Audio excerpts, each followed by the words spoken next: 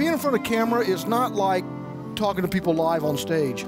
You know, one thing that always jumps out, and it's almost painful, I don't like kind of bringing this up. I wasn't comfortable being on video when we first started. I just had this solid idea that there's all these genius people in this room and that there's all this content that exists. We just need to capture it. And I remember the first time we filmed, I was worried about everything. I'd arranged for a crew to come out, you know, and these guys are on the clock, and we're going to go shoot some stuff, and it's very beneficial to get to have a crew. There's all this equipment and lights, and it's tough. I really had no idea what we were going to do first. Nothing was lined up. I hadn't really talked to anybody ahead of time, and all these ideas that seemed so crystal and clear at the beginning just seemed to evaporate. It's a lot different. It's a different pacing. The demos have to be different. They have to be very concise. They have to be boiled down. I have to tell just the right amount of topics to kind of get people interested to go somewhere else and get the meat and taters of really what's out there. And so I just learned dramatically at that point that before I really ever started talking to anybody, I had to get my own head straight and really write this stuff out and plan and kind of be very, very specific about it.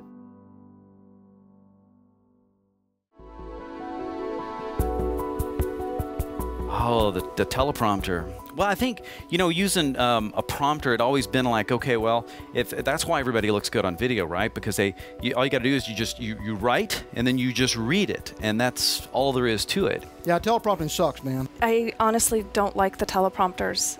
If you're working with more than one camera, sometimes we'd have these studio things that we were doing, and if you're bouncing from one to the other, and I would get lost on the screen. And if you read the teleprompter, you get that glassy, staring look.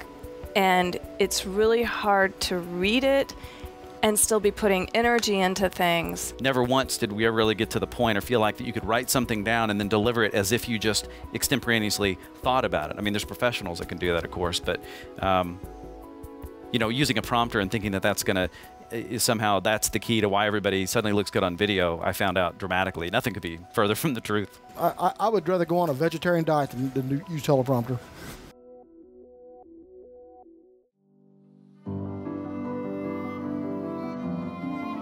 It's really asking for help from the people who do this all the time. You got to get out and you got to do it and you got to fail often, fail fast. If you think you're going over the top and you're being obnoxious, that's probably the right energy level on video.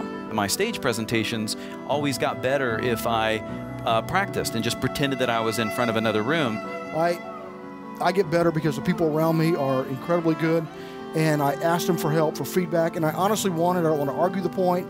I accept it and try and integrate what they tell me.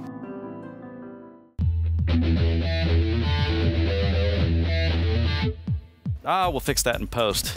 I kind of feel like I'm going to be fixed with a post, you know? It's like, you know. I don't assume that anything can be fixed in post. Fixed in post puts a lot of stress on the editors. And just rush through and cut corners from a pre-production perspective. Puts a lot of stress on the producer. Because there's always this notion that these computers and everything are always going to be able to make up for bad lighting or a lack of sound.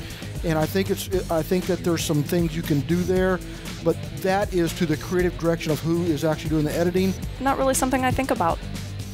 It really helps to get it right the first time.